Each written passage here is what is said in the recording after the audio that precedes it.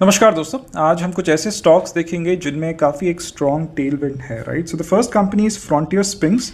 इस कंपनी को रिव्यू करने के लिए मुझे द सनी विच ने कहा है। मार्केट कैपिटलाइजेशन करीबन 1500 करोड़ का है फ्रंटियर स्प्रिंग्स का।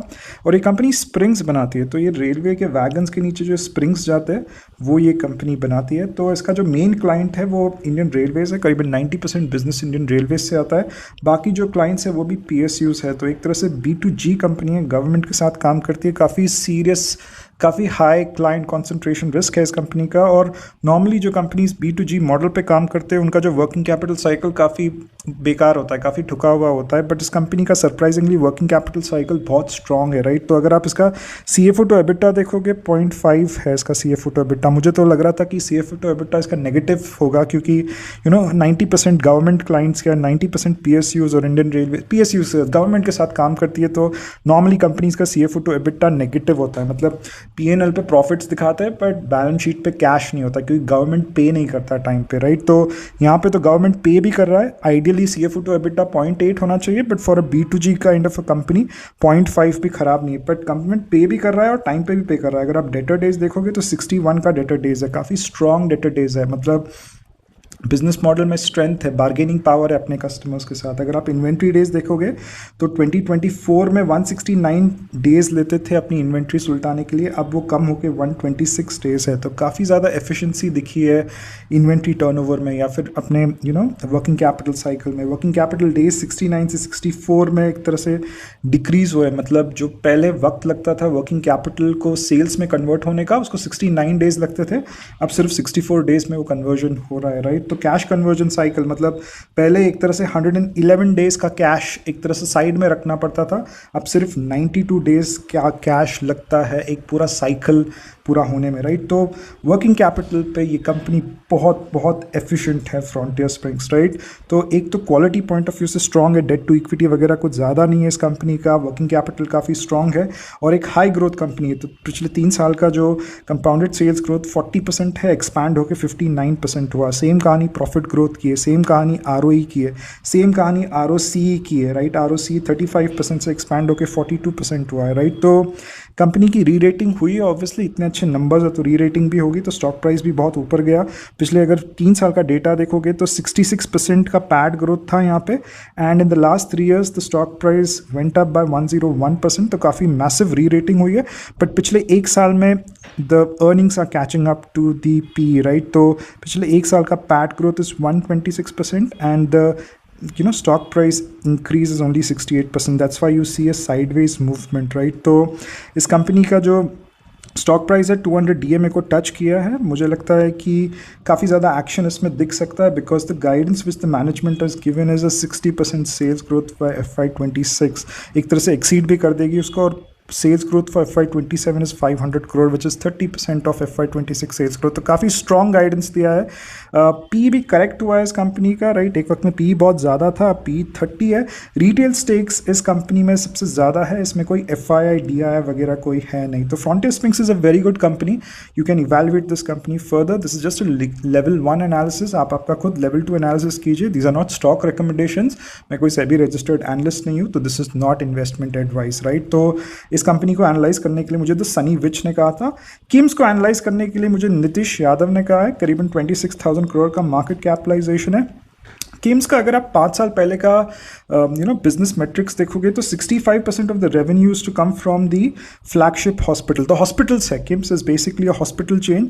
तो सिकंदराबाद का जो उनका फ्लैगशिप हॉस्पिटल है that use to contribute around 65%। But अगर आप बहुत रिसेंटली देखोगे the flagship hospital only contributes 35%। ऐसा क्या हो रहा है? तो बहुत ज़्यादा सॉलिड एक जोग्राफिकल डाइवर्सिफिकेशन हो रहा है और एक मैसिव केपेक्स हो रहा है इस कंपनी में, राइट। तो capex of around 2000 crore from FY26 to FY28। हर साल पिछले 5 सालों में करीबन 1000 बेड्स ऐड किए इस कंपनी ने। बहुत ज़बरदस्त केपेक्स करी। If you look at the fixed assets over here, right, पिछले 4 साल के फिक्स्ड एसेट्स देखिए, 1005 टू 1766, 2434, 3348 बढ़ते ही जा रहा है। कैपिटल वर्क इन प्रोग्रेस भी पूरा पूरा बढ़ते जा रहा है, राइट। तो इस कंपनी का सेल्स ग्रोथ काफ़ी अच्छा है, 25% का सेल्स ग्रोथ है, 20% सेल्स ग्रोथ एक अगर हॉस्पिटल चेन देती है तो काफ़ी सॉलिड एक सेल्स ग्रोथ है, बट इसका प्रॉफिट ग्रोथ जो है वो -1 में। And the reason behind this is the interest cost, interest और डेप्रिसिएशन इस कंपनी का एक तरह से इसके प्रॉफिटेबिलिटी को ख़राब कर रहा है, एंड इसलिए वो पैट ग्रोथ में या ईपीएस ग्रोथ में दिख नहीं रहा है। तो ये कंपनी एक मैसिव केपेक्स कर रही है, राइट। इसका ऑपरेटिंग प्रॉफिट मार्जिन भी ठीक ठाक है, free cash flow negative company है, और वो जो केपेक्स हो रहा है वो डेट ड्रिवन केपेक्स है, तो 1.4 है debt to equity. CFO to EBITDA 0.7 है, काफ़ी अच्छा है क्योंकि गवर्नमेंट का जो कॉन्ट्रीब्यूशन है कैश फ्लोज में काफ़ी लिमिटेड है। इस कंपनी का प्रॉब्लम तो नहीं कहूँगा, ये कंपनी उनके लिए अच्छी है who want to kind of invest for like 3 to 4 years, क्योंकि इसका पी बहुत ज़्यादा है। तो मार्केट ने जिस तरह का केपेक्स ये कंपनी कर रही है उसका जो है ग्रोथ एक तरह से डिस्काउंट कर दिया in the stock price. So if anyone wants to invest for like 3 to 4 years, I think हर एक के पोर्टफोलियो में 2 से 3 हॉस्पिटल होना बहुत ज़रूरी है। कंज्यूमर डिस्क्रिशनरी में हॉस्पिटल से बेहतर कोई और सेगमेंट नहीं है। तो अगर आपके पोर्टफोलियो में 2 से 3 हॉस्पिटल्स नहीं है तो you need to kind of relook at hospital chains, right. तो 3 से 4 साल का जिनका इन्वेस्टमेंट होराइजन है, it is only for those kind of people that this company is good, right. 1-1.5 साल के लिए कोई अगर इन्वेस्ट करना चाहता है तो आई डोंट थिंक सो कुछ इसमें मिलेगा। तो काफ़ी सॉलिड एक तरह से केपेक्स हो रहा है, ग्रीनफील्ड प्लस इनऑर्गेनिक सारी तरह से केपेक्स हो रहा है। पूरा डाइवर्सिफाई कर रही है कंपनी अलग अलग स्टेट्स में। बैंगलोर में भी इनका बहुत बड़ा हॉस्पिटल आने वाला है, and the major speciality area is cardiac sciences which is predominantly high margin kind of critical care speciality. तो काफ़ी सॉलिड है KIMS, it's a good company. Stock price भी एक तरह से कंपाउंड ही कर रहा है, ऊपर ही जा रहा है। It's a good company, you need to kind of analyse this further to kind of decide whether you want to be invested in this kind of a hospital, right. तो the third company is knowledge marine and engineering. इस company को review करने के लिए मुझे दीपक परीख ने कहा है। बहुत छोटी कंपनी 4,500 crore की है, but before analysing this company guys, if you want to know which companies I am holding, what companies I have added to my portfolio, please take on the membership option. उसमें मैं सब कुछ discuss करता हूँ, right from कौन सी company खरीदी है मैंने, why I bought that company, why I am adding up specific stock, why I am exiting, पूरा डॉक्यूमेंट किया है। And it's just not restricted to stocks, it like ETFs, commodity ETFs, bitcoin, cryptos, it's everything. It's not, I mean पिछले 1 साल में वैसे भी stock market में कुछ पैसा बना नहीं है, राइट। तो it's I don't think so it's a great strategy to just restrict your self to the Indian stock markets. तो आपको डाइवर्सिफाई करना बहुत इंपॉर्टेंट है, and there are other things which I discuss in those kind of videos as well. So you can take subscription of a month, you can understand what I am doing over there. If you like it you can continue, if you do not like it you can easily discontinue, right. तो knowledge marine engineering ये एक dredging company है। Dredging क्या होता है? क्या होता है कि आप समझिए कि if you are building a building, आप एक टावर बना रहे हैं तो आप खुदाई करते हो ज़मीन की, और फिर पूरा ज़मीन को सही तरीके से वहाँ पे नींव रखते हैं, और फिर आप आपके बिल्डिंग बनाते हो। सिमिलरली पोर्ट्स अगर आपको बनाना होता है, राइट, ओशंस में, सीज़ में पोर्ट्स बनाना होता है, जैसे ऑयल की ड्रिलिंग होती है तो उसके लिए एक ऑफशोर पोर्ट्स बनाए जाते हैं, या फिर पोर्ट्स ट्रेडिंग के लिए भी बनाए जाते हैं। तो वो पोर्ट्स जो बनते हैं उनको बनाने के लिए जो भी डेब्री क्लियर करते हैं, या फिर जो भी ना वहाँ पे पत्थर वगैरह होते हैं जो ना कोस्ट के नज़दीक में, उसको क्लियर करना, वो उसको ड्रेजिंग बोलते हैं, राइट। तो ये कंपनी पोर्ट्स जो है पोर्ट्स बनाती है, और ये सारे क्लाइंट्स के साथ काम करती है कंपनी। तो गवर्नमेंट्स के साथ बहुत काम करती है कंपनी। इस कंपनी में एक स्टार्क चीज़ जो दिख रही है उसका ग्रोथ है, वो स्टॉक प्राइस में भी दिख रहा है आपको। आप इनका सेल्स ग्रोथ देखोगे तो काफ़ी सॉलिड है, प्रॉफिट ग्रोथ सॉलिड है। इनका सबसे इंपॉर्टेंट चीज़ है order book which is 5x FY25 sales. तो काफ़ी एक हाई ग्रोथ कंपनी है। इस ग्रोथ को अचीव करने के लिए बहुत सारा डेट लिया है, डेट टू इक्विटी 0.6 है, बहुत सारा इक्विटी डाइल्यूट किया है इस कंपनी ने। CFO टू एबिटा इसका कमज़ोर है, 0.5 है। ओकेश CFO टू एबिटा है। डेटर डेज बहुत ज़्यादा है, तो गवर्नमेंट एक तरह से या पोर्ट अथॉरिटीज़ जो होते हैं वो एक तरह से सही वक्त पैसा नहीं देते इस कंपनी को। पी बहुत ज़्यादा है इस कंपनी का, तो थोड़ा अगर करेक्ट होता है stock price you can look at this company. तो मरीन इंफ्रास्ट्रक्चर जो है इंडिया का, वो ये कंपनी एक तरह से बनाने में मदद कर रही है। पोर्ट्स के साथ काम करती है कंपनी, गवर्नमेंट्स के साथ काम करती है। काफ़ी स्ट्रॉन्ग ग्रोथ है इस कंपनी का, पर थोड़ा स्टॉक प्राइस ऊपर गया है। If it corrects which I think it will, right. तो गार्डन रीच या फिर जो कोचिन शिपयार्ड जैसे कंपनीज के पीछे लोग इतना भागते हैं, मुझे नॉलेज मरीन एक सही कंपनी लगती है। इसमें कोई रिटेल इन्वेस्टर्स कुछ 13-14,000 कुछ है इसमें, राइट। तो knowledge marine should be on your radar for future kind of analysis, right. So this is the third company. The last company is SBFC finance. ये एक NBFC है जो MSME लोन्स करती है, जो एंटरप्रेन्योर्स होते हैं, एंटरप्राइजेस होते हैं, सिक्योर्ड लेंडिंग एक तरह से करती है ये कंपनी।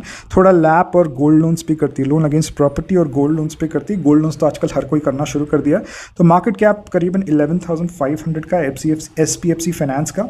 जब भी मैं कोई NBFC एनालाइज करता हूँ, उसको 4 पैरामीटर्स में एनालाइज करता हूँ और उसके बाद मेरे को कहानी बहुत क्लियर हो जाती है, right. So the first thing which I look at is the liability profile. Normally जब NBFCs लोग एनालाइज करते हैं तो सबसे पहले ग्रोथ देखते हैं, ग्रोथ सबसे लास्ट देखना होता है। सबसे पहले आप लायबिलिटी प्रोफाइल देखते हो, क्योंकि banking is basically commoditise business. तो आप कहाँ से सस्ते में सबसे माल उठाते हैं, मतलब पैसा उठाते हैं, वो बहुत मैटर करता है कि आप कितने कॉम्पिटिटिव रेट्स पे एक तरह से अपने लोन्स डिस्पर्स करते हैं, राइट। तो सबसे इंपॉर्टेंट लाइबिलिटी प्रोफाइल होता है, कॉस्ट ऑफ कैपिटल सबसे इंपॉर्टेंट होता है, राइट। तो कुछ 3-4 चीज़ें होती हैं यहाँ पे जो मेरे लिए बहुत इंपॉर्टेंट है। एक तो पेरेंटेज देखता हूँ मैं, तो क्या इस कंपनी का एक स्ट्रॉन्ग पेरेंटेज है, मतलब अगर बेटा कुछ गलती करे तो बाप संभालने आएगा कि नहीं आएगा। तो इस कंपनी का कोई पेरेंटेज इतना स्ट्रॉन्ग नहीं है, पर इसका ट्रैक रिकॉर्ड काफ़ी सॉलिड है। इसका जो CEO है काफ़ी स्ट्रॉन्ग बंदा है, एक्स HDFC एक तरह से बंदा है। वो 2008 में ये कंपनी बनी थी और बहुत स्ट्रॉन्ग ट्रैक रिकॉर्ड है। तो मतलब जब से लिस्ट हुई है, इसका ROE एक तरह से ऊपर ही जा रहा है। तो